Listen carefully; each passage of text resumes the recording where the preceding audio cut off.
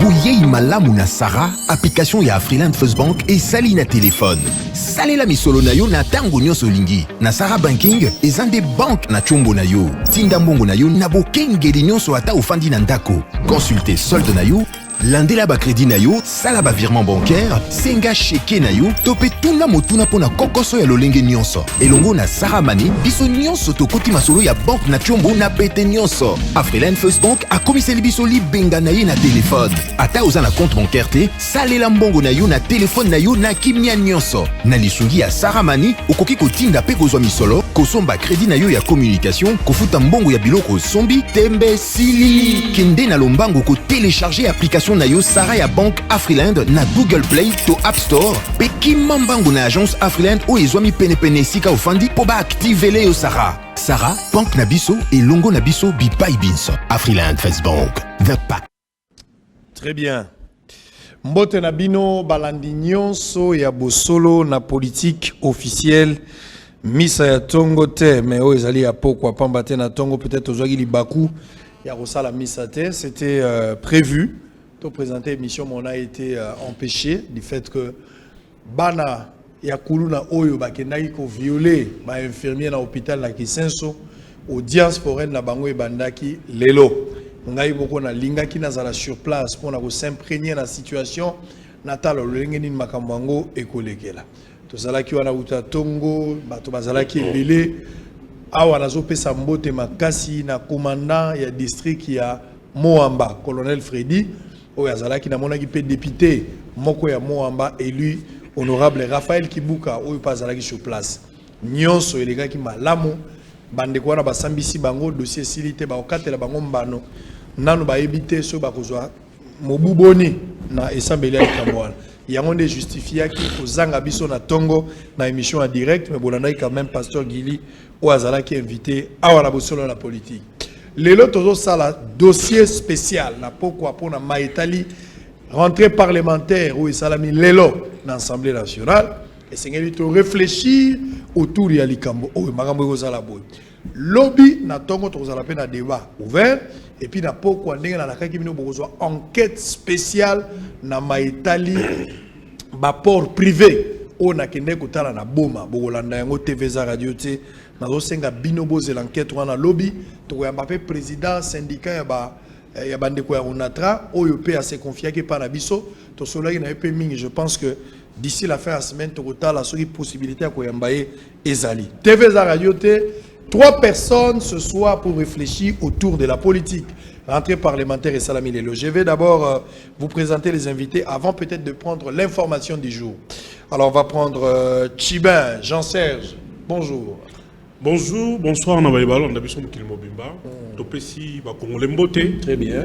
Mbote parce que tozali na Ecclesia monene, toyepo topesa bino sangwe malamu. Oyeko mema mbongo na mboka parce que le côté l'équipe mingi. Je pense que tu peux apporter un plus pour le développement. Bossolo la politique toujours. Alain Bolodjoa, c'est pratiquement 3 mois, 4 mois depuis la dernière fois. Mbote na yo. Mbote de Kolanga. Nous faisons un mingi au Kenakala. Nous allons toujours disposé, disponible pour nous répondre à l'invitation. En tout cas, merci pour l'opportunité de faire notre collègue. On a passé par débatteur dans Mbote et surtout Balandi. Merci Nandenge Boponingai pour notre lien commun à mon collègue. Très bien, merci beaucoup. Alors, on va terminer avec Fierté Dinanga, Mbote. Mbote, Sango Mokozi. Finalement, vous avez la missa. Bossolo na politique. Vous avez Miss nationale. Vous avez une messa nationale pour na kukula. Na profiter na occasion pour na remercier yo. C'est ma première participation. Très bien, merci beaucoup. Tozoli kete bosolo goloba mana poko lelo bandeko ya bunya bobongama ndeko ya biso ya chombe o ya radio Montbleu yenda zali moko ya bato bazo sensibiliser arriver na nga na bunya naza ko ya na bunya pamba te motema na ngai komi kola na bunya insécurité za makasi bato baza ko kufa mingi botali mwano ya muke o tata na ba mama na ba mama wa boti na mama muso azaki pembeni bango na babomi bango babomi ba para mwana wana na connaissance na ye avant de mama na ye na sani azana eliki ke mama ko lamuka ko pese biloko lokola mwana nyonso mais ayebite ke za pongi ya suka pona mama ko zonga sute motema na nga ebeti makasi na kozala na bunya na kokende pe koluka mwana wana ba société civile toza déjà na contact na bango pour que tozwa mwana oyo ya muke oyo atikali pona nini bosolo etia makoki te pona kobatela mwana oyo akola pe akoma pe moto alonga na ba stress ya kufela mama. Je pense que vous allez comment malam.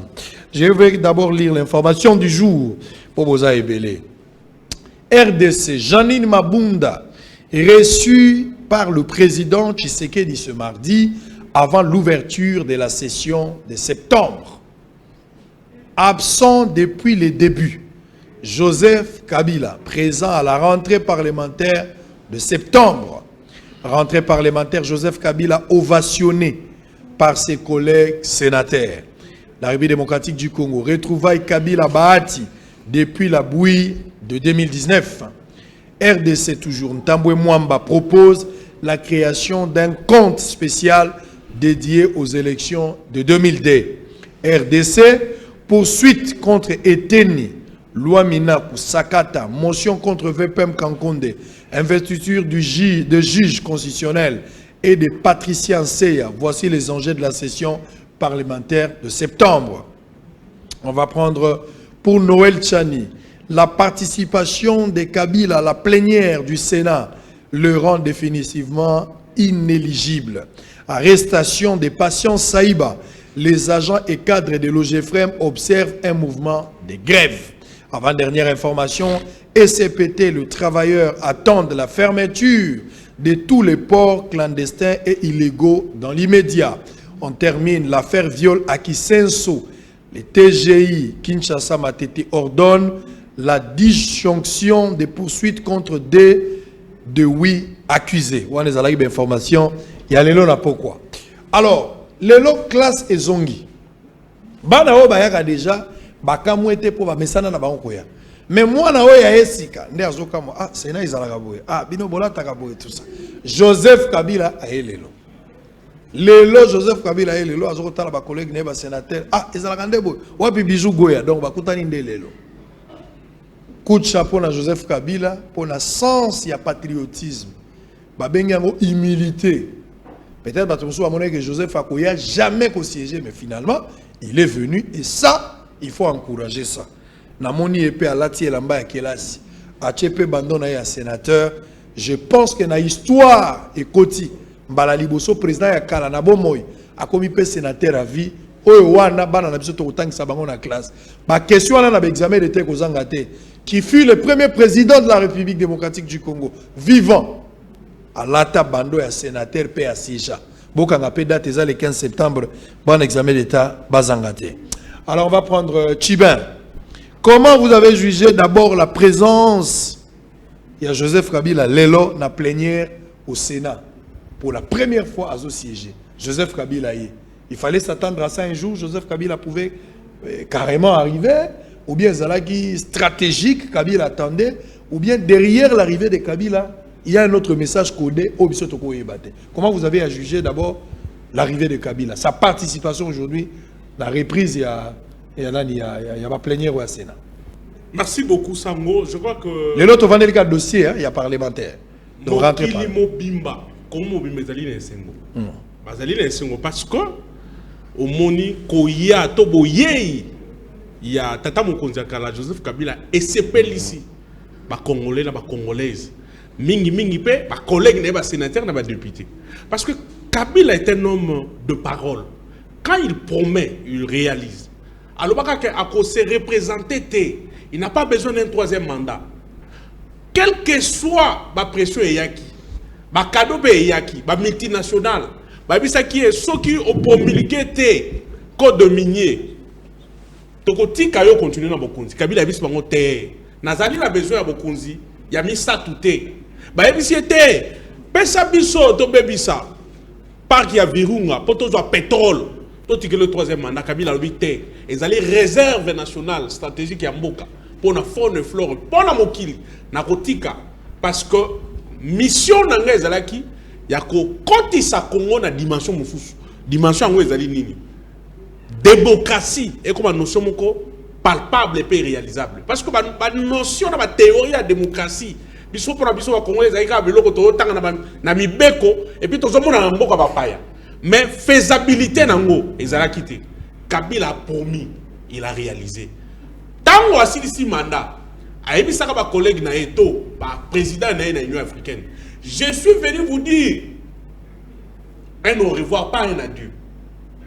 Pambate, na kei, na okoma sénateur. Père Alobaki, interview na Souka, avant tika kibokonzi, tika kibokonzi déjà Alobaki.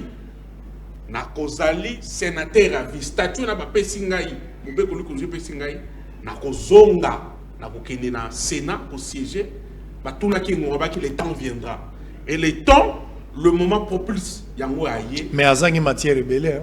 Azangi matière rebelle depuis que la saison a Kabila Pambate, azali moto oyo, alandaka de près tout ce qui se fait na Sénat, azali na retard na elo comme côté. Oyoki ndekobati kuta lobi, nenge ayeyi. Akobakisi la biso expérience na bouania au Sénat et que ne sous likolo makasi. Très bien, Ndekwalin. Joseph Kabila zongi kela silelo. Lelo azastar parce que batunyo son amoni baluki ba kanga photo na Joseph Kabila. Na bato bazangane na kingakati. Bazangi na bezo bazwa photo ya bando wana oyo papa Molière lo bakabala tsaka bango bando au bakobi sénateur. Quand même lelo azagi star ça il faut reconnaître. Mais il y a eu aussi entretien privé à Joseph Kabila pendant 30 minutes ou moins na bahati oyo bazaka de sika mon côté. Qu'est-ce qu'on peut retenir de cet entretien et puis la retour à Kabila selon eux? Bon, en tout cas, merci pour la question. On a à comprendre les alliés, les dits et les non-dits. Les dits, c'est ce qu'on nous dit. Les non-dits, je crois, tu as analysé pour te comprendre qu'est-ce qui est caché. Effectivement, les alliés événements. Les alliés événements parce que c'est la première fois. Il y a un ancien président a siégé dans une nouvelle institution. Parce que M. Félix, M. Kabila, au départ, a été armé. À l'armée a commis président. Il n'a pas assumé d'autres fonctions en dehors de Yami Balé. Le lot a commis sénateur, déjà depuis le jour à l'Onga qui n'a pouvoir. Mais le lot a siégé. Ce qui veut dire que à côté de l'institution Moussous, ou à une institution parlement. C'est déjà un événement parce qu'Azali ancien président et puis Azali a commis sénateur à vie. Mais il ne faut pas comprendre par rapport à contexte.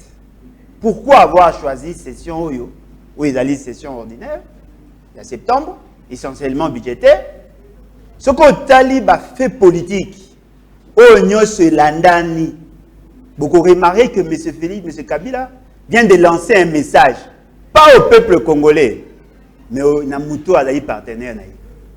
Et là, comme ça, tu dois comprendre les que M. Félix, M. Kabila, n'a pas ça que M. Félix est comme plus docile. Il n'a pas l'intention de le faire partir, mais il n'a pas ça comme plus docile, c'est-à-dire à respecter Makambo, Bangona et Bayokanaki. M. Kabila a travaillé l'esprit à la population. Aligné à faire voir la population que M. Félix Sekei va traduire en justice. Il a atteint cet objectif. Parce que même dans le débat, ils ont un niveau à biso opposition, ils ont un niveau à pouvoir. Moutounion à comprendre que M. Félix Sekei peut être traduit en justice par rapport à un certain nombre de faits. Nous avons lancé mise en accusation à M. Félix Sekei. Nos amis de l'UDPS, Barabi, oui, c'est vrai qu'il a violé la Constitution, mais ce n'était pas intentionnel. Bamsou Barabi, non, il n'a pas violé la Constitution, c'est parce que les acquis propositions, il y a un Conseil supérieur à la magistrature. Bamsou Barabi, oui, a violé la Constitution, mais il a été pour ce qui veut dire que désacraliser déjà M. Félix Sekei dans la tête, il y a opinion, n'est à bataille de paix. Si comme M. Kabila Tangaye, alingi si quoi même ma troupe naé na mulongo. C'est-à-dire qu'alingi dans la 4 institutions pour que batambola la que le la vision naé. Ce qui M. Félix Sekei la santé, il va utiliser l'article 165, 166 ou tout ça qui débat pendant tous ces temps. Ce qui a se soumettre na ba makambo ya kolinga à côté stable. C'est-à-dire que présence à M. Kabila, c'est un message politique. Il faut ce qu'on va en face, va comprendre qu'est-ce qu'il veut faire en réalité. Parce qu'il n'y a pas un enjeu majeur. En dehors, il y a la question, on a pu pousser M. Kabila. Pourquoi il y a une session ordinaire à Libosote? Pourquoi il y a une session extraordinaire? Pourquoi avoir choisi ces moments alors que tu as vu que le débat de l'Ezali est mis en accusation ou sinon il y a neutralisation à M. Félix? Très bien. Je pense que c'est un message.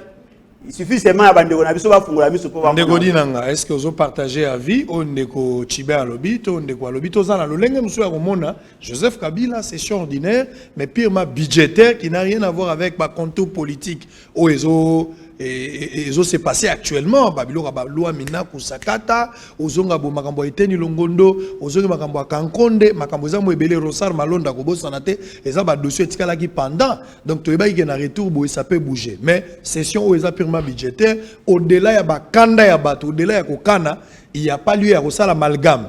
Mais Joseph Kabila Zongi Lelo, a yeko siégé, et puis, en outre, Kolekana Owana, na baati na tuna question na ndeko alobi yangote na baati basololi 30 minutes baati o bakabona kinzela baati o nyokwami pona makambo FDCA mais baati wana liona Kabila basololi. Est-ce que tu comprendre que baati azala kaka na FCC ezalaka to kabwana to okuta na quelque part? Qu'est-ce que vous retenez de ces jours par rapport à makambo sur Ekilelo? Merci Sango Mokonzi. D'entrée des jeux, comme on a Kabila aille au siéger, c'est un non-événement. Un non-événement. C'est-à-dire Nazoloba, Kabila aille au siéger parce que Mobeko Likundi et Lobaki qui a comme sénateur à vie. Aille au côté na rôle de sénateur à vie. Bato yo loba oh monaki moi selfie moi nini eza batu ya famille politique naïe. Ça n'a rien à voir avec le peuple congolais. Kozonga ya Kabila na Sénat ezo pleure na peuple congolais ne loko mogote. Parce que d'entrée des jeux, le peuple congolais a une mémoire triste. Il y a gestion, il y a Kabila na Mboka. Je ne vois pas comment Kabila, au côté de Sénat, il cause à la plaisir pour le peuple congolais. C'est pour sa famille politique, n'a pas selfie, n'a pas. Et dire que, et le Salema, derrière avènement naïe, il y a un message politique. Bien sûr, il y a un très grand message. Toyoki na monoko, il y a ba inamovible. Bato batambola na Kabila, oyo bachaka e mayele ya kotika la libela. Kabange numbi. Après ça, qui message moro munene. Alobi que Katanga eza ya Kabila. Je crois que Hollandi message wana. Si on a Félix Kabange numbi. Voilà, Kabange numbi. Azo koti sa tribalisme.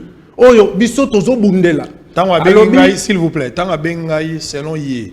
Les message tribal il s'attaquait à Chiswaka na bande na yé abato phénomène à Bilanga. Au départ selon lui, l'esprit à Koloba ça n'avait rien à voir. Est-ce que ba congolais ba yebi justification oyo zo pesa siko? La communication publique et politique et la kisaki que yé azo la kisabatuke congolais na congolais azana point na yé. Ça c'est une paire de manches. Et la troisième paire de manches. Kabange ndumbi kaka yé moko moko wana. Na mboka na bango yé azali. A travaillé ministre Maramonioso, qu'est-ce qu'il a fait chez lui? Rien. Abandi ko pesa batu ba leçon. J'ai ouvert cette parenthèse, je la referme. Mais ce qui s'est passé aujourd'hui dans le Sénat, comme je l'ai dit, un non-événement. Mais derrière Makambouana, biso te comprendre, biso UDPS, on a compris. On a compris que d'entrée des jeux, on était dans une coalition d'hibernation. Je l'ai toujours dit. Biso toyaki na frangé pour dire que Boya to solola to bongisa mboka na biso. Peuple congolais alimbisa Kabila na gestion, na ba tuerie, na ba assassinat, na makambu ya mabe oya sali, peuple alimbisa ye to kende liboso. Mais on a compris que bango bazaki na boule ya komona ke Félix Tshisekedi c'était un enfant de la classe, ba pesa ye asa la volonté ya FCC Tinasuka. Félix Tshisekedi a dit je ne fais pas la volonté du FCC ni de la coalition, je fais la volonté du peuple congolais. Lorsqu'on fait quelque chose pour nous, sans nous, vous êtes contre nous. Est-ce que la coalition FCC Cash profite au peuple congolais? Non. Il a compris que cette coalition ne profite pas au peuple congolais. Il donne raison à Martin Fayoulou. Il y a des gens... Il donne raison à Martin Fayoulou. Il y a des gens derrière la coalition qui tirent ficelle pour pouvoir s'enrichir et rester éternellement. D'où aujourd'hui, tout le monde qui entoure Joseph Kabila va se comprendre que Mboka eza ya Kabila te. Ils veulent mystifier. Très bien. Mboka eza ya Kabila te, Mboka eza ba Congolais. Merci, on va revenir tout à l'heure. Nalingi, dikamba bahati bolekisi yango. Ça peut pas passer. Bahati anyo kwa me onene nkulu oyo ya nani papo nani. Mobile na ezala nani? Nekwa Aner, nani? Monsieur Kalev. Kalev. Il paraît-il, il y a dans la maman Kalev. Na ibite so ezala yango to yango, il paraît-il. Era ngota na ba il paraît-il ba to akomi otede. Na ibite so na sali confusion bo pesinga kombo. Mais nenon kulu na ibite. Bon, tout chaka nenon kulu to longola mamba Kalev. Pour ga komote o bali saki ba to na TV. So ba to amoni yango mabe to longoli yango. To zaki na intention te. Mais nenon kulu. Bango ne bazaki na FDC. FDC nde ya bango kote ope baati. Lelo mona bato ba vendre sika moko. Joseph Kabila 30 minutes, qu'est-ce qu'on peut retenir? L'adversité politique est atteindre un certain niveau. Tout le bagage, tous les ennemis de toi adversaire, la carte Sénat que nous sommes abisso. Je veux ces dossiers-là, qu'on parle un peu de bâti. Rapprochement, on les a moins suspect. Non, le problème est Ali, ce que Talib a fait historique. C'est une chronologie des faits. Pour comprendre que M. Bahati a salaki déjà démarche où on a bien avant. Parce qu'au départ, l'idée à Bahati c'est qu'il y a Colomba FCCT. L'idée à Bahati c'est qu'il a se retrouvé au sein des institutions, a assumé une haute fonction. Et donc, c'est qui est ma Zali qu'il était approché par M. Kamer. D'abord par rapport à dossier à Sud Kivu, pour que va co-gérer ensemble, va constituer une majorité dans le niveau de la province. Et puis, il a mis proposé qu'à côté de la nouvelle majorité, Oyo Bande Konabiso a caché, il va créer. C'est-à-dire qu'il a une intention avec une partie de l'administration américaine, va créer front contre Kabila, va neutraliser Kabila, va constituer une nouvelle majorité. Fort malheureusement, ils ont sous-estimé Kabila, ils ont occupé M. Kabila a déjoué Bango. Parce que dans le calcul, il y a Kabila. Il a dit qu'il doit maîtriser le Sénat et l'Assemblée nationale parce que les deux ont permettre à manipuler ou sinon à utiliser M. Félix Tshisekedi comme le terme n'a pas pour outrage. Ce qui veut dire que la réalité n'est en quoi. M. Bahati a sali interview à Liboso à l'objet que non, voilà, il n'a jamais eu de problème avec Kabila. M. Bahati a sali effort à quel niveau à la Cour constitutionnelle. La Cour constitutionnelle est établie clairement qu'il y a un problème de leadership. À niveau à partie, la justice ne pouvait pas, la Cour constitutionnelle ne pouvait pas s'ingérer. Donc ici, à niveau à statut. Mais ce Bahati fait une déclaration disant que non, voilà, il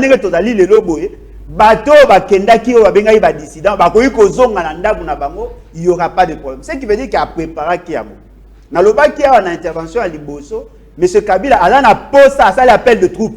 A l'ingé ba troupe na eba zonga pour que a confirmer présence na na scène politique. Je connais assez bien M. Kabila. A ça n'aura jamais l'eau avec erreur.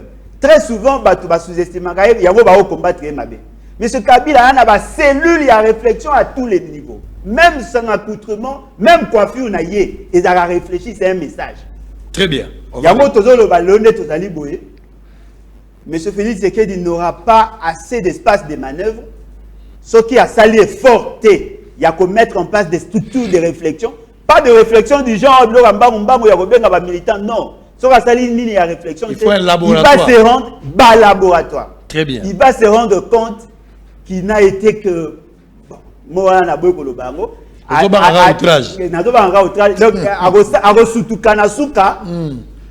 il ne sera inutile pour la République. Très bien. Merci. Voilà les outrages de Windeko. Sango matoni mingi pona motuna na yo. Mais biso ko banini. Bati azalaki moto o azalaki na FCC. Oki nekolanga bolo da lobi awa. Bati na FCC de sima Kabila. Bati akomeke mwasi à l'autre, atali libanga na sima. Ba bengi e pa ndeko veka na batu na biso bazo veka frangé. L'UDPS na cash n'ont jamais joué le frangé. Le cash avait appelé Bati Bako habité alors que tango to sali coalition to baki moto koki ko débaucher moto mususu na ngamu ya kamutu mususu te. Ils n'ont pas respecté ça. Caché les biso na se bako benda bati na butu na moi bati azana biso. Ah tolobi ndeko azoko kitanga mama. Alongwe na ligne ya conduite parce que FCC zali discipline na ordre. Tango bimi na kati ya ordre on a discipline on a ozali susu na biso te. Effectivement akenda ki na ngamu wana. Mais akei amoni ke akomi libanga ya mungu. Moto oyo akoki kozongisa ye. Po akoma susu mungu abalia ye na monoko. Ezali tata na ye. Kabila. Ezali mwana abongaki nzela azongi pa papa. asengi papa limbisa na bunga kinzela na za mwana na yo naza mwana na yo donc c'est langa FDC ezaka ya nkulu te nalobi limbisa ngai ozali tata na bunga kinzela très bien ndenge moto awa asengaki nzela sengaki bomengo pa tata nene na kati ya biblia akendaki asisi bomengo nyonso aye kozongela tata siko place ya nene nkulu ekosuka wapi mais tolobi boye la bonne réponse il y a question à FDC mon frère l'a dit. Vous a donné cette réponse. Justice c'est le baboy. Le problème à FDC, c'est un problème à leadership. C'est-à-dire, elle est nene cool. Elle ne combat, ils n'ont pas un problème. Il y a gestion. Il suffit de concernant le leadership, ils vont diriger leur. Très bien. Mais je vais dire quand même quelque chose à l'origine de Konga et Ndeko fierté. On a présenté dans le cadre là. Merci. Un parti politique à Moutouté. Ah, alors que le FCC, Bazali Bato, il y a un chef de l'État. Mais puis surtout le chef de l'État. Na koyebi sa bongo. Parce que na lo lenge chef de l'État na entourage na ye. Bazali koyoke la bisote le chef de l'État za mabungi. Tobi saka bango ke programme 100 jours bo 400 millions. Ezali programme zo violer constitution ba yoke la bisote. Tobi saka bango mbango zo 400 millions na réserve. Ezali ko bebi se équilibre macroéconomique ba yoke la bisote. Toyebi sa bango ke ba so de monter aux tonga ezali urgence te pour na infrastructure à ville à Kinshasa. Il faut retomber nzela neti ya bati moins za nzela mususu ko désengorger ba nini ba yoke la bisote. Tango nini ba yoke la biso. Ba zu ba ordonnance violer mibeko. Et puis le ba non ndeko bolo talobi biso tozo ko sa population biso te. L'FCC ne fait que rappeler na tata Mokonzi. Mais comment il a quand sa constitution. Très bien. Parce que dans une république qui se fait démocratique moto azali likolo mibeko azali te biso nyonso toza sa mibeko yango olobi ke soki obuki mibeko songolo pakala et tout moupe ezali. Très bien, merci. Oui Ndeko. Merci Ndeko Sango. Moi je crois que pas toza boye. Toye kolobela peuple congolais, toye kolobela mutute, toye kolobela parti te. C'est le bien du peuple congolais. Mais d'entrée de jeu, je félicite Bahati Lukwebo. Ngara benga kaye mobali. Bahati Lukwebo est différent. Ya batu oyo ba lèche bot oyo azolo bela lelo bato oyo bakanisi ke Kabila zanzambe le Congo Kabila alaka na Berlin tango bazoko Kabula Afrique pe ba balobi Joseph Kabila parce que tu es beau zwa Congo yango eza ya yo kende zwa batoloka batabana yo batu nyoso ya mayele ya université bagumba mela mitu et pas Kabila Bahati c'est le seul qui a dit non. Tolanda ba interview na ye aloba que parce que ceci cela ne me mérite pas na boyi aboyi. Et voir Bahati Lukwebo, il faut être quand même respectueux de nos aînés, de nos aïeux. Voir Bahati Lukwebo serrer la main à Kabila, attends, c'est une sphère politique et de communication politique. Moi, je le prends comme une communication politique. Moi, sportivité. Et en politique, il n'y a pas d'ennemi. Il y a sportivité, il n'y a que d'intérêt. Bakutanina Kabila, Kabila malgré Mabe Asala Congo, Bahati Alobite, Aza Congolais, n'a pas sa yembote. Mabe Zaliwapi. Je referme la parenthèse. Mais nazo yebisa ndeko tango ya zolo bake Félix Tshisekedi ato sabango mbongo boye falaki kende boye basaleli yango boye tondimi biloko ya zolo ba kasi pendant 18 ans mbongo ya mboka Kabila sali nango nini tango tolingi totuna Kabila mbongo mboka oyo ya gérer pendant 18 ans ezolumela bangote Félix Tshisekedi alobi te nous n'allons pas fouiner dans le passé. Boyato travailler maintenant pour le bien-être du Congo. Je le dis toujours que Tshisekedi est le fruit de la sélection naturelle. Tshisekedi n'est pas au pouvoir sur la volonté de Kabila. C'est la volonté de Dieu et la volonté du peuple congolais qui a souffert pendant 18 ans. Le mal du Congo s'appelle Kabila. Tout le monde le sait. Aujourd'hui, Sango, nous voulons sanctifier Kabila par les intellectuels. Moi, mon amertume au cœur, c'est de voir les professeurs d'université qui font des courbettes à Kabila, qui ne voient pas que Kabila a fait 18 ans, il a détruit le Congo. Lui me dit que Mbongo Yasso des moutons, il fallait qu'il batte une route secondaire. Pendant 18 ans, Kabila a dilapidé l'argent du Congo comme combien? Pourquoi ces routes secondaires n'ont pas été créées par Kabila? Aujourd'hui, on nous parle du respect de la Constitution. Et combien Kabila a violé la Constitution? Vous voulez aussi... Vous voulez vous comparer à Kabila? Non, je dis ceci. Qui est-ce il ne faut pas limiter en tout. Je ne limite pas. S'il vous plaît. S'il vous plaît. Pouvait s'élever pour dire vous avez consommé votre temps. Merci beaucoup. Boza ebele, oyebi ke makamba ko loto yo. Nazo lota mingi ndenge nazadea. Na loti mingi. Na bande ko réfléchir pour na mboka nazo lota tout ça. ndoto eyaka moto ayebisanga bandoto aye tango ayebisanga bitala kuna na bandi kotala ti na se retrouver côté à Grand Hôtel avenue des Ambassadeurs mbala moko na moni réunion moko ya munene ya FCC et ça magazin normal wana parti ya ndoto oya kotuna nga ba question tokuta na ndoto na libanda bo naza koyeba te 160 personnes bazwaki par na réunion eza résidence moko ya munene officielle ya mama Janine Mabunda wana ka parti ya ndoto moto asimba nga asimbi ngai 160 personnes 100 bazali bandeko ya PPRD 60 bazali bandeko ya FCC allié débat ezalaki makasi na kati ya ndoto na ko balakisi nga Rubero abondelaki pe na ndoto wana na kati ya réunion bazalaki wana parce que pasi na bango ezalaki ndenge chef de l'état ayambaki bandeko oyo tobenga ba député ya Kinshasa mokonzi ya mboka Félix Tshisekedi ayambaki bango wana ndoto nde bazo expliquer nga tango ayambaki bango na tuninga bi président pesa bango eloko te po Sonia Tika Masuba est-ce que bango bazo ke eloko te et yo kotasa ki bazo ki plus de $2000 chaque député oui na ndoto ba confirmer $2000 bazo ki ngape na vandi na zotala kaka to pusani papa ba député bazo ba 2000 na bango mais ba député na réunion wana ya venir des ambassadeurs ba tombokeli ndeko Janine Mabunda zalaki na kati ndeko Bemina kwa zaki na kati ndeko Rubero zaki na kati ndeko Nemia zaki na kati discussion ba député bazo bondela ba député ba kati sate parce que Félix Tshisekedi n'a jamais été sincère na engagement na ye wana mutaolo bango ndeko Bina à partir de ndoto ataligwe ozotala ngai ndoto ezaki mulai makambo ebele na lobi kuna botala na boma na uti boma matadi mwanda mokonzi mboka zui instruction alobi bakanga ba port privé oui ngalo ko la journaliste d'investigation na boy ko vanda o satire à balle réelle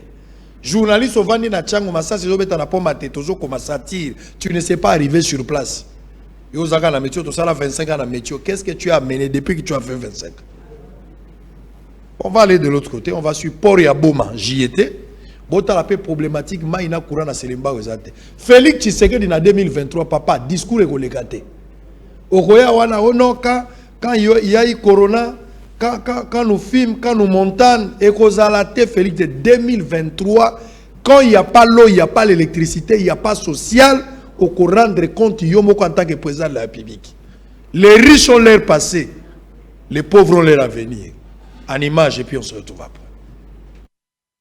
Au cours de la 46e réunion du Conseil des ministres tenue le 28 août dernier par le chef de l'État, Félix-Antoine Tshisekedi Tshilombo, plusieurs points ont été abordés, notamment la question des ports illégaux et clandestins. À ce sujet, le président de la République avait constaté que malgré la réglementation existante, il s'observe plusieurs violations au niveau des ports avec la création de plusieurs ports privés fonctionnant en toute illégalité en marge des principes qui régissent le domaine public de l'État. Félix Tshisekedi estimait que cette situation porte entre autres atteintes au monopole de la gestion et d'exploitation des ports de bief maritime accordé à la SCTP ex-ONATRA par l'ordonnance numéro 71-307 du 3 décembre 1971, car ce texte lui permet de gérer le 90% de tous les frais maritimes congolais, chose qui n'est pas le cas. En outre, Félix Tshisekedi relevait que la SCTP avait perdu sa compétitivité depuis la mise en opération de ports privés successivés.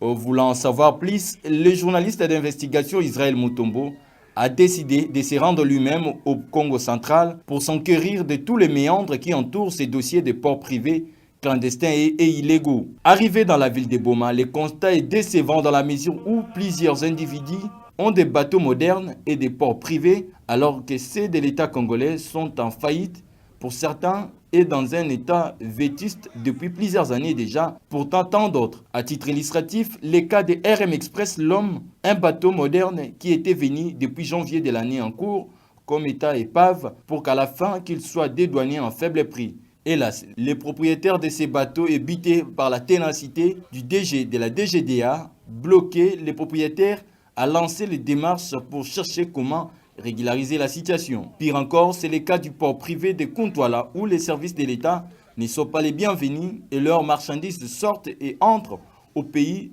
dans toute illégalité, ce qui causerait un manque à gagner grave. Auparavant, la SCTP accueillait 1400 à 1600 conteneurs par jour, mais à ce jour, elle n'accueille que 40 à 50 conteneurs. Mais les lots, comme il y a 50 conteneurs, 40 conteneurs dans le port Oyoyo, c'est-à-dire le port privé Oyoye et concurrencé Bisso. Nous n'avons plus matériel où la face na yango tellement puissant, soutenu par les grands de ces pays. Ils sont au quotidien en faillite, moi et vrai bien exaté. Pas qu'à contenir tout ça, engin de outils de travail té. Les travailleurs sont motivés té. Yango no moni que notre quotidien maï, to quotidien suite à concurrence il y a port privé à port exaté. Bon ma so faut téléma awa. Ou peut-être ambisi, ou il faut que ça quelque chose n'apport à l'État. Et téléma raté, il y a un apport privé. Il y a une toile.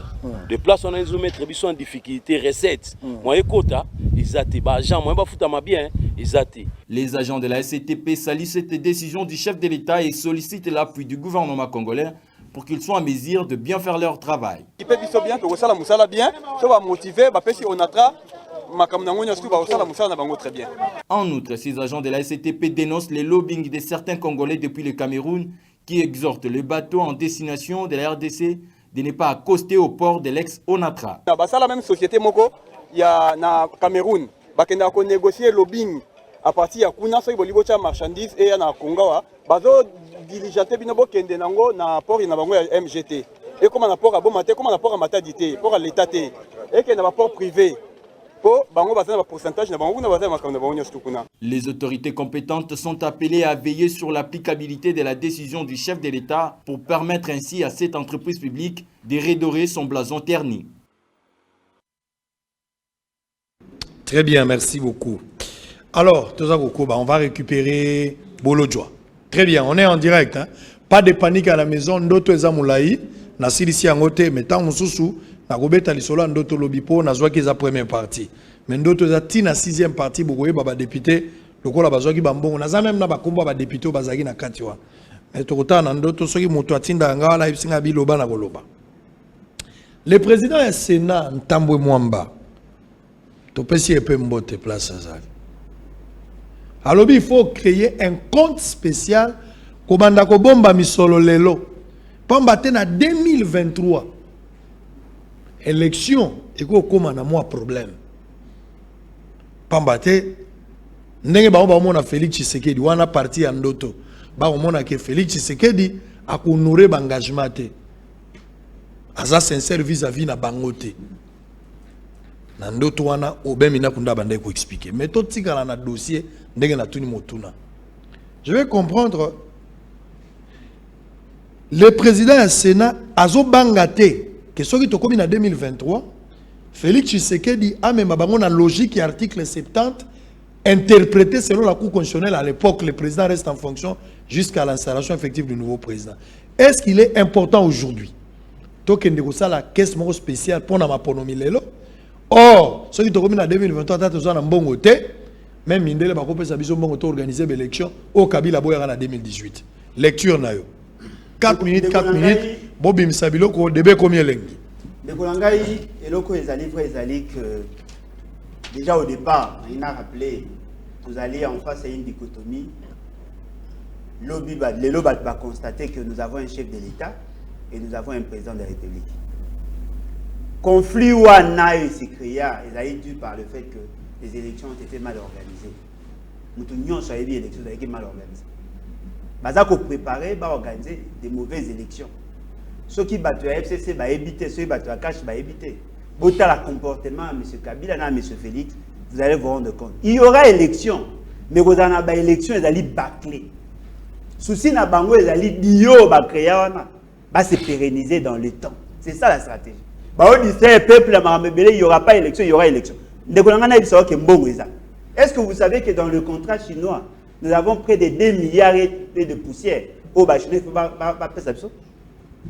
Cet argent existe. Pourquoi l'État ça la rappelle va financer l'élection? Parce qu'ils savent que dans la dernière minute, il n'y aura pas élection. L'élection, comme l'opposition et les autres ne seront pas organisés, la stratégie, c'est ce qui a été fait en 2018. La question d'argent ne va pas se poser. Et là, quand il s'est dit que M. Kabila ne veut pas à perdre M. Félix Tshisekedi. Ça, c'est une évidence. Maintenant qu'il a du mal à gérer Félix pour le moment. Il est imprévisible pour le moment. M. Félix Tshisekedi est vulnérable. M. Félix Tshisekedi est vulnérable. Ce qui est l'eau, la dynamique que l'eau dans le Congo, si on veut traduire M. Félix Tshisekedi en justice, il va partir. Qui va le faire? Comment le faire? Il va partir. Qui va le faire? Comment le faire? On a dit ce qui est l'eau, dynamique que l'eau. La majorité parlementaire. Parce que nous avons si vous venez, il a dépend de donc on a vu ça le bien, Kabila n'est pas un dieu. S'il vous plaît, vous continuez l'idée. Ce qui est parlementaire majorité va décider, va traduire le président en justice pour pas destituer le président. Va ça la plainte na bango, va déposer dans la cour constitutionnelle. Beauté. Si, ils vont passer par la cour constitutionnelle. Soit la cour constitutionnelle, le président aujourd'hui gère la cour constitutionnelle. Vous êtes d'accord Nangai? D'accord, Monsieur Félix, c'est qu'il a kanisa qui a maîtrisé la cour constitutionnelle. Il y a un moment qui est fort, il y a un chambarder. Nous avons kokate. Maîtriser, Monsieur Félix, c'est qu'il a maîtrisé, même limité, à maîtriser. Ça, ce sont des vérités, il faut être. Et là, au monde de connaissance, le gars, ce qui M. Kabila, le loi, il y a un bon moyen à bâtonner, ce qui va faire de la population animée, c'est parce que M. Félix, c'est qu'il a proposé. C'est-à-dire, pour la bango, à comme ici, il ne peut se quoi blanchisserie, alors qu'on reconnaît que Kabila Salamabé, mais c'est grâce à Félix, c'est que. Or, dans le monde politique, il y a beaucoup de la politique réelle, pas la politique de la balabala. La politique réelle, M. Félix, c'est qu'il ne représente pas grand-chose. Voyez, que c'est lui qui a la majorité au Parlement, à la maîtrise de toutes les autres institutions. Et puis la Cour constitutionnelle, vous avez exposé des motifs bien. Parce que il y a autant la Constitution. Il faut d'abord comprendre l'intentionnalité de la Constitution. Les constituants voulaient assez que le président de la République a la possibilité de l'on à 3 niveaux. Où il y a même devant un juge. Il y a un juge naturel que vous semblez négliger. La population. Il y a comment article 64. Il peut aussi, l'initiative peut venir aussi du Parlement. Tant qu'on a exposé des motifs pour comprendre, l'Assemblée nationale et le Sénat réunis en congrès, qui comme même dossier dans le niveau de la Cour constitutionnelle. On ne parle pas du procureur près à la Cour constitutionnelle. Il y a aussi le procureur près à la Cour constitutionnelle qui peut nous amener dans ces débats. Ce qui veut dire que le tout ça, le dossier, il y a M. Félix, c'est qu'au but tout, il est belé, va vous traduire dans la justice. Et donc, on va voir le chantage, il y a pression. Il a déjà dans ma bouche qu'on a yébi gazon na patate chaude. Yango ba olinga ba fait ba ça la pression. Bino ce qu'on a côté na bino, au lieu que vous ça l'effort pour réfléchir, non vous pensez que non vous êtes fort, vous avez la possibilité de mobiliser la rue, mais la rue les aga na sima na bino té. Ça dit si on arrive en 2023 qu'il n'y a pas élection, l'article 70 trouvera le sens. Non mais bien évidemment, très bien. Le président de la République ba longolé na élection té. Ceux qui n'y a pas élection, ils restent en fonction. Mais il y a aussi une autre disposition, l'article 64. Très bien. À comme on a fait un mandat ou pas, nous avons autant de Samboga Mabé, Bisso Pepe, tu as peine à pouvoir la Colomana, mais c'est Kabila, FCC 4. Très bien. Alors, ceux qui ont commis en 2023 et que l'élection est salamité, na rolinga mutumoko tatang article 70 à part Mende. Mende à Kozala, Wangamoko na Koyambaye, à rappeler biso à titre nostalgique, c'est quoi l'interprétation. Il y a vrai sens, il y a article 70. On est dans l'édition spéciale, l'invité, ça sera Lambert Men. Mais on y croit qu'il y aura élection en 2023. Oui, Ndeko. Ndeko, ça, on a aucun Ndeko, on a rien dit. Qu'est-ce spécial? Tout le monde en place. Qu'est-ce spécial? C'est tout à fait normal. Pour Nani. Moi, quand on a comme un cycle, il y a pour organiser ma bonne. Très bien. Il faut une ligne budgétaire pour nous préparer l'élection 2023. Nous sommes en 2020. Mais le problème, c'est logique. Il y a des vautours politiques autour du chef de l'État. Il y a des vagabonds politiques. Basile Olongo. Non, il ne faut pas les appeler quand même des vautours. Ce sont des vagabonds politiques. Des personnes versatiles. Non, s'il vous plaît, s'il vous plaît. Qui tournent autour du chef de l'État. S'il vous plaît, s'il vous plaît, s'il vous plaît, s'il vous plaît. Allez-y. Pas des vautours, pas des vagabonds. Utilisez un autre terme. Des personnes versatiles. Allez-y. Qui tournent autour du chef de l'État, qui pensent qu'ils peuvent manipuler l'opinion. Parce qu'on a déjà discours, il n'y aura pas des élections 2023, il faut 2030. Pour quelle raison? Nous sommes en 2020. Le gouvernement est là pour mobiliser les recettes afin que les élections s'organisent. Très bien. Mais souci, nous avons Nini. Parce que bango ba botama ba ministre, il faut pas avoir éternel ministre, pas avoir éternel vice-ministre. Biso ba o mususu totanga kele c'est pour total kaka Basile Olongo za la ministre. Ndenge faut boya. Total. Yo pende za boko remplacer P Kabila. Na lobby tika na évoluer. Allez-y. Atana ngai. Comment il va ngango? Allez-y.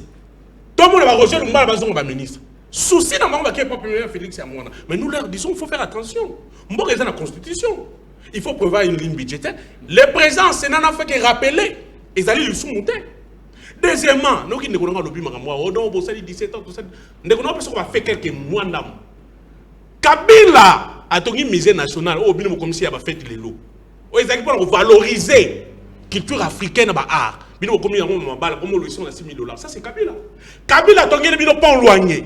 Oui, permettez-moi de négocier. Monsieur Belé va la moto, Kassa et Tiba avec Chassa. Vous ne dites même pas merci. A tenu Pompozo, a tenu bagage à Zongo. Kabila a beaucoup fait dans ces pays. Il faut un grand peu de Rwanda. Et vous avec beaucoup d'aisance. Vous avez sonité que ceux qui te chauffent à la maison, Kabila n'a rien fait. Tout ce que vous avez fait, c'est dilapider les caisses de l'État. N'a pas programme 100 jours, et violer la Constitution, suite à la égalité. Quand on est dans la prison, son avocat, il faut y avoir un avocat libanais. Avocat libanais. Avocat libanais, lobby, Jamal a $1 200 000. Qui a eu cet argent? Mais si vous devez faire très attention. Et puis, il y a un jour là-bas. Oh non, les FCC, les Kabila. Non, les FCC, c'est une machine politique. Nous avons nos objectifs, nos ambitions. Conserve, garder le pouvoir de manière démocratique par les élections. Nambokawa, vous ne pouvez plus vous réveiller comme vous le faites aujourd'hui sous les voies limitées, qu'on finisse à Batou, qu'on prépare ma milice pour garder le pouvoir. J'ai même entendu, non, Bissot a remise de prise dans Nzambe. Ah bon? Rêvez, continuez à rêver. Si vous rêvez sous les bois limités, vous pensez que pour ça la remise de prise dans Nzambe, 2023, vous devez vous préparer. Très bien, merci beaucoup. C'est préparer, c'est organiser les partis aujourd'hui, avoir des témoins, mais avoir aussi des cadres de bureaux politiques qui réfléchissent sur les stratégies politiques. S'il vous plaît. S'il vous plaît. Sinon, vous serez dans la... S'il vous plaît, Dinanga. Sango protéger. Quatre plaques à gaz. Ndeko Tchibin na PPRD na yo. Boza na leçon morale ya ko pesa UDPS.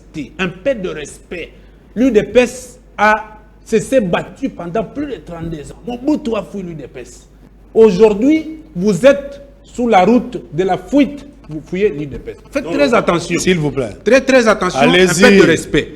Nazolo baboye. Tango ndeko Tchibin. Azo tangela biso.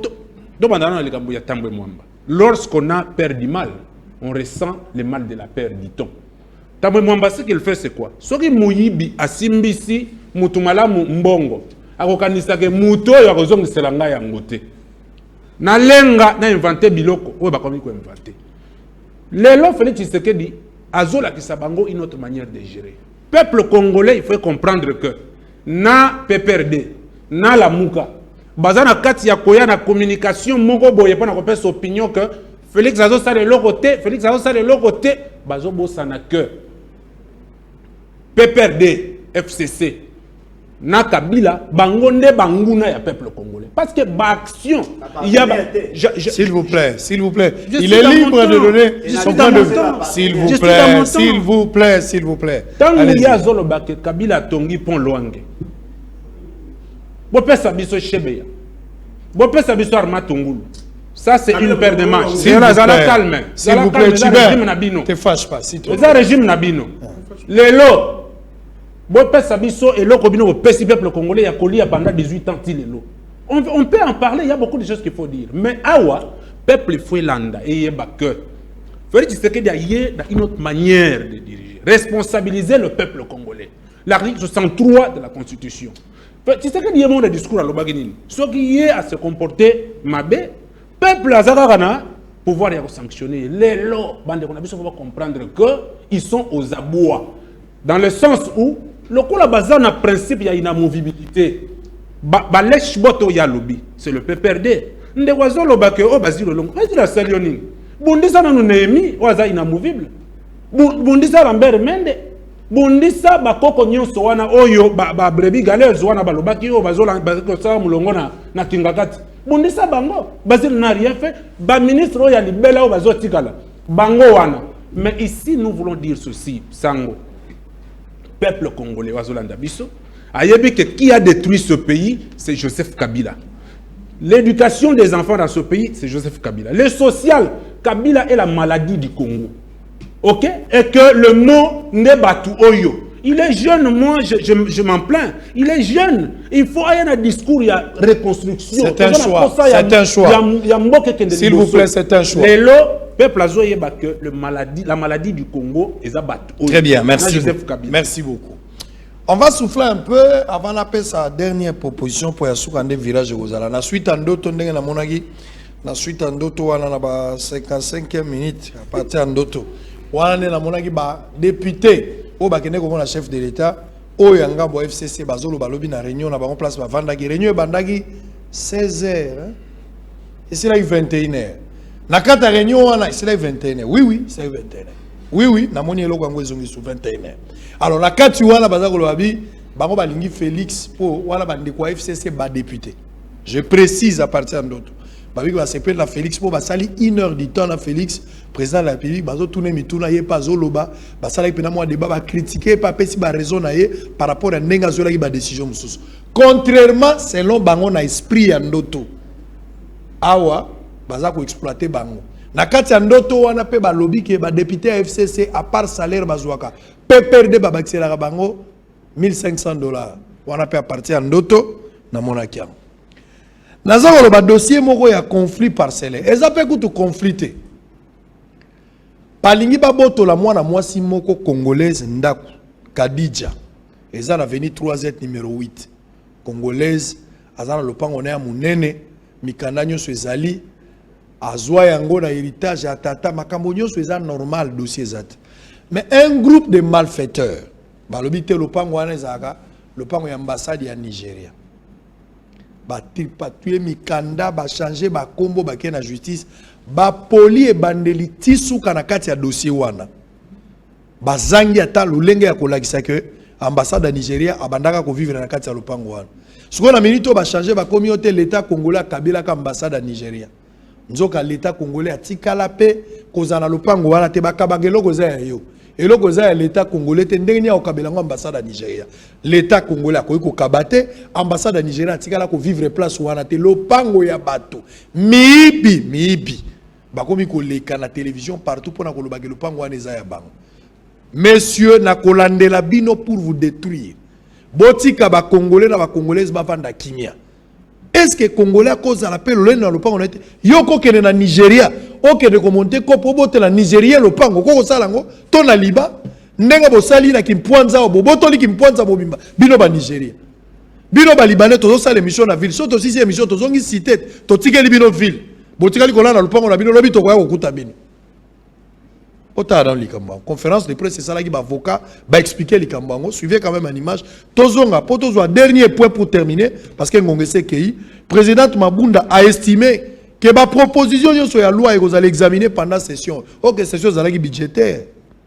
Et ça est budgétaire. Mais à l'obit, Maman Mabunda a kani a signé Batou. To atikali na principe ya musala nenge session est déclarée budgétaire. En image, on se retrouve après pour terminer.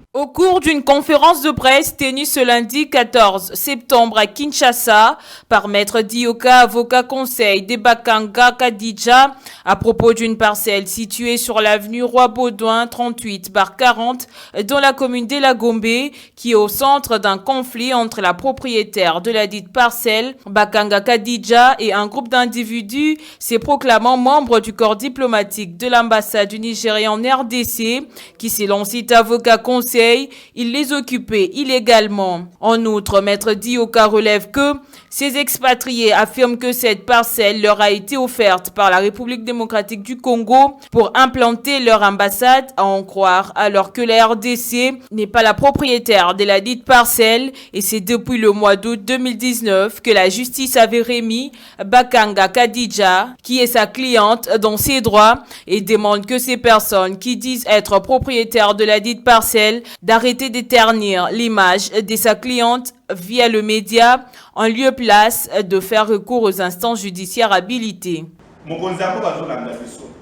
ministre affaires étrangères na ba autorité nyonso bazolanda biso bayeba ke l'état congolais akoka beloko ya mutu te etikala kozala lopango ya l'état congolais te po akabila bango parce que par erreur bayokoni babe lokola tokabaki déjà seke eza ya kadibia madame bakaka kadibia te eza ya l'état nde tozoloba nakomaki yango mpe déjà odika ndenge gestion ya badossier mosusu ezala mwa boye ntango mosusu bapiese na tie babengi bapiese bakepesa peut-être ministre lettre 100 pièces acomprendre eloko moko te nde moni mpe na ye na bapiese mpona lisanga mpe na caméra bapiese nyonso natielango mpe ministre mpona komelaki ministre na réservé kopi kobanda chef de l'état ti na conservateur de titres immobilier ya Lukunga c'est pour moins 19 ampliataires na ye moto akobeli kola 20 na tambwisi bameka nyonso na partout nalingi bayoka lisusu par les voies de médias que le pas monité la cause jamais la République il y a RDC pour akabela bango basa l'erreur de. Les autorités compétentes sont invitées de se saisir de ce problème avant que le pire n'arrive entre le dossier et les deux pays frères. Très bien, nous sommes arrivés à la fin. Alors on va prendre qui commence, qui prend la main en premier? Chibin, vous avez la parole. Yondo Banang émission. Non, non. C'est Alain. Non, non, c'était toi qui avais commencé. C'est moi qui avais commencé Alain de fois. Alors Alain Obanda, Chibin yo aussi ça, comme ça négocier. Ok, on y va. Négocier la passe. Je crois que Bateau, Bazar, Olanda va comprendre que FCC cache la coalition moins de tous les dangers.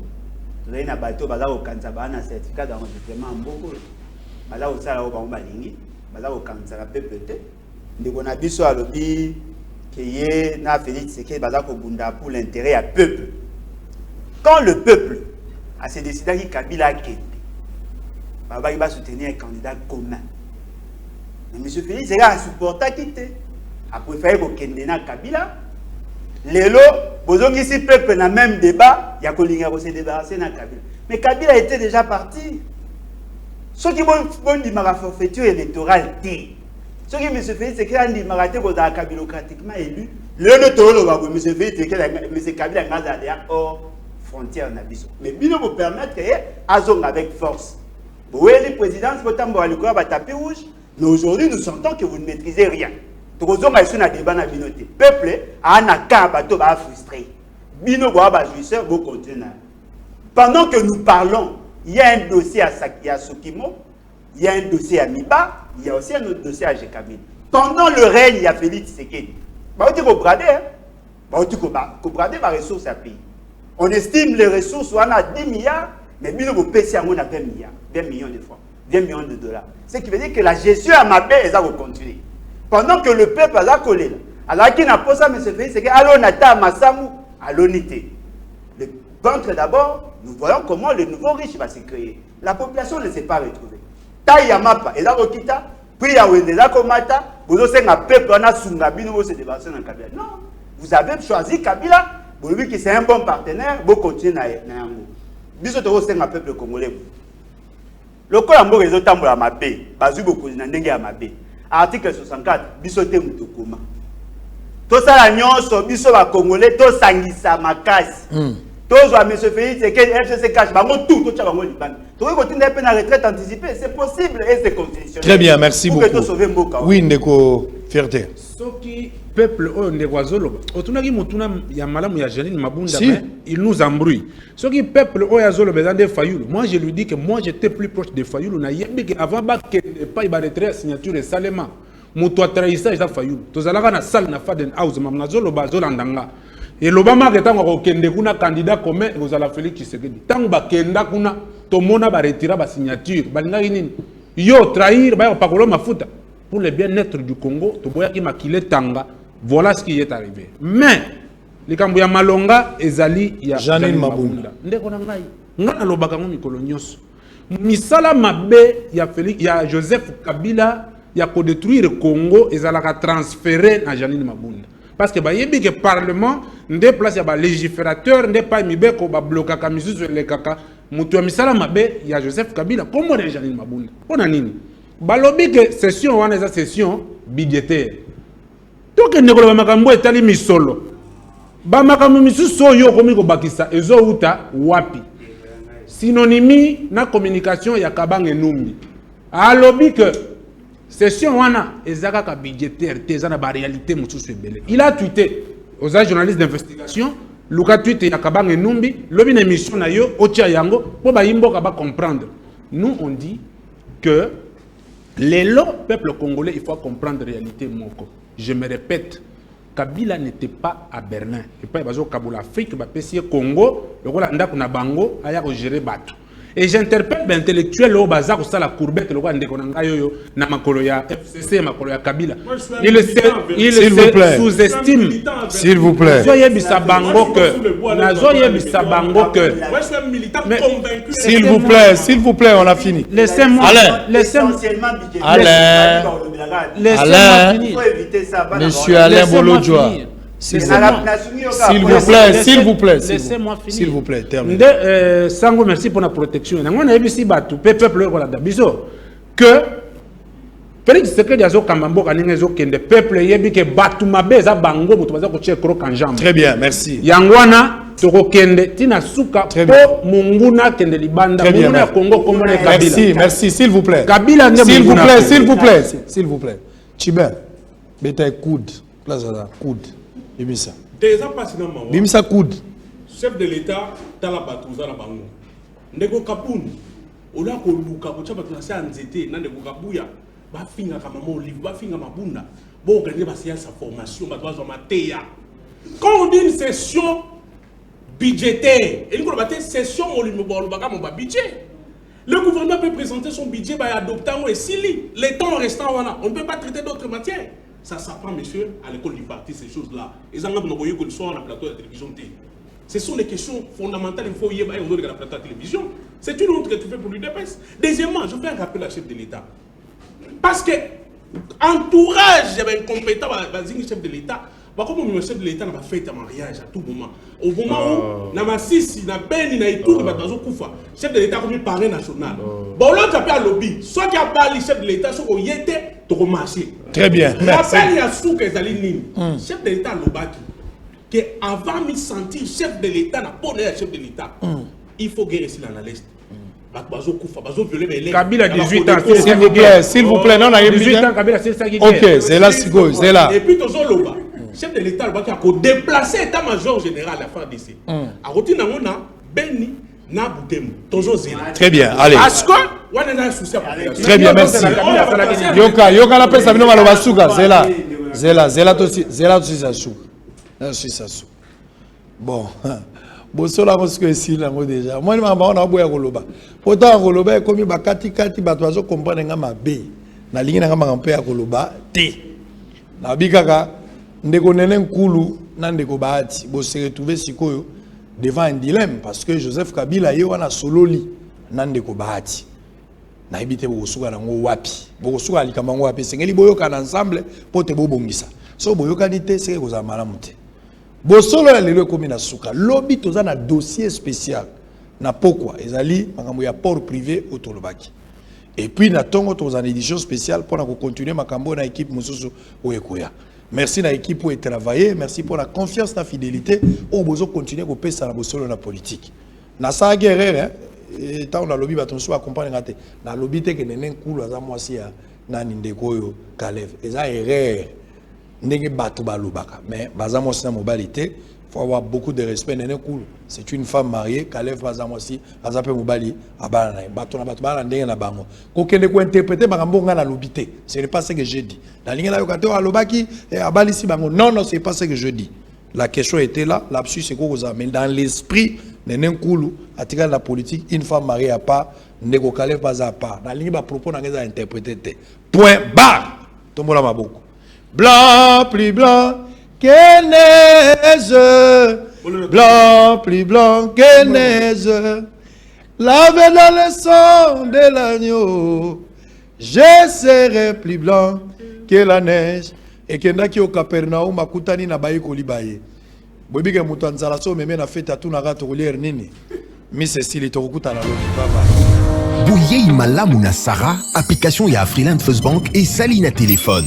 Salela misolo na yo na tango nyonso lingi. Na Sarah Banking, ezande banque na chombo na yo. Tinda mbongo na yo na bokengeli nyonso ata ofandi na ndako. Consultez solde na yo, landela ba crédit na yo, sala ba virement bancaire, senga cheke na yo, tope tuna motuna pona kokoso ya lolenge nyonso. Elongo na Sarah Money, biso nyonso tokoti masolo ya banque na Tchombo na pete nyonso. Afriland First Bank a komiseli biso libenga na ye na téléphone. Ata oza na compte bancaire te, salela mbongo na yo na téléphone na yo na kimia nyonso. Na lisungi ya Sarah Money, okoki kotinda pe kozwa misolo, kosomba crédit na yo ya communication, kofuta mbongo ya biloko sombi, tembe sili. Kende na lombango ko télécharger application na yo Sarah ya banque Afriland na Google Play to App Store. Pe kimambango na agence Afriland o ezwami pene sika ofandi po ba activele yo Sarah. Sarah, banque na biso et longo na biso bip.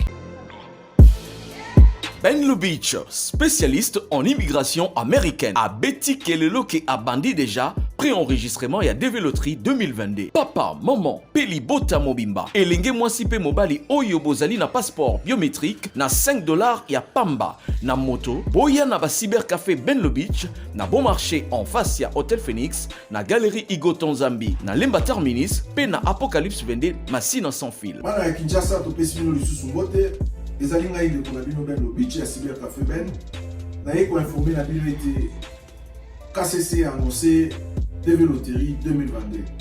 Yango biso na Cybercafé Ben Lubitsch. Tozali ko banda pré-enregistrement pour participer à programme ya Déveloterie 2022 ko banda mokolo na le 20 août jusqu'au 30 septembre 2020. Yo zali na passeport biométrique en cours de validité, yo na libota na yo.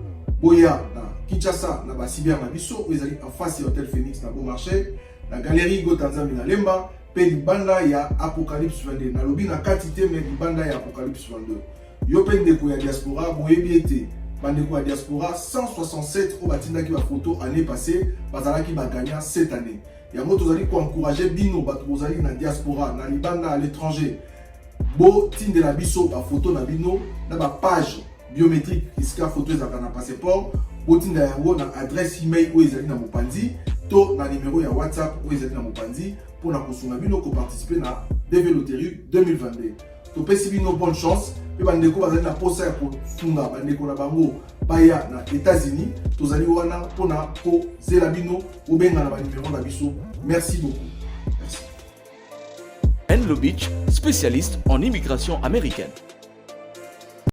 Papa, maman, Ndeko, vous qui vivez à l'étranger avec vos investissements au Congo, vous qui pleurez à chaque fin du mois parce que les locataires n'ont pas payé ou un membre de famille a utilisé l'argent des loyers, vous qui avez confié la gestion de vos biens aux amis ou aux membres des familles qui ne savent pas combien vous avez souffert pour en avoir, vous qui à chaque fin du mois recevez des explications au lait des loyers, même vous qui êtes au Congo mais n'avez pas le temps de gérer vos biens, ne vous tracassez plus. Glicom est là pour pallier à cette situation. Gestion locale des investissements des Congolais d'outre-mer, Glicom en sigle. Nous gérons vos biens comme si vous étiez sur place ou comme si vous le faisiez vous-même. Avec un personnel qualifié et expérimenté, Glicom collecte vos loyers à temps réel, assure l'entretien de vos immeubles, vous accompagne dans l'achat et la construction de maisons en toute transparence. Aussi, pour éviter des conflits au sein de la même famille, confiez la gestion du bien commun à Glicom pour un partage équitable et équilibré à tous les héritiers. Pour plus d'informations, visitez www.glicom.solution ou appelez au plus 243 97 94 12 145. Papa, maman, Ndeko, yomoto fandi na mikili ya bapaya, to oza awana Congo, yomoto locataire ayokisa pasi poza mosika, kolela esili. Na Glicom, kimia na motema.